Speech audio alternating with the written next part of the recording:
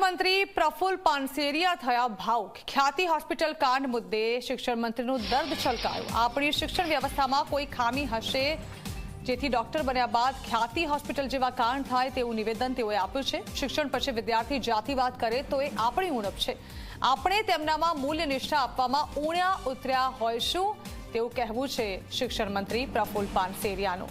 ઉલ્લેખનીય છે કે ખ્યાતિ હોસ્પિટલ કાંડ મામલે જે રીતે લોકોને ચીરી અને મારી નાખવામાં આવ્યા, એક સરકારી યોજના પીએમજે યોજનાના લાભ ખાંટવા માટે આ ખ્યાતિના રાક્ષસોએ લોકોનો જીવ લઈ લીધો। એ મુદ્દો ન માત્ર રાજ્યભરમાં પરંતુ દેશભરમાં ગાજેલો છે અને ધરપકડની કાર્યવાહી પણ ચાલુ છે। તે સમયે શિક્ષણ મંત્રીનું આ નિવેદન સામે આવ્યું છે। एक डॉक्टर बनीने भ्रष्टाचार करे आ ख्याति वगैरह तमे जोई रह्या छो।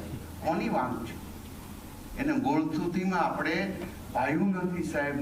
मूल्यनिष्ठता, सत्यता અને ત્યારે માત્ર ને માત્ર પૈસા આધારિત એ પોતે તો સુખી થતા નથી પણ બીજાને પણ નથી કરતા। ત્યારે કંઈક જવાબદારી આપણે સ્વીકારવી પડશે। એક ડોક્ટર, એન્જિનિયર, એક વિદ્યાર્થી જ્યારે આત્મહત્યા કરે ત્યારે પણ આપણી કચાશ આપણે સ્વીકારવી પડશે, કારણ કે આપણે એમને ફેસ કરતા શીખવાડ્યો નથી, આપણે એમને લડાઈ સામે યુદ્ધ લડતા શીખવાડ્યું નથી।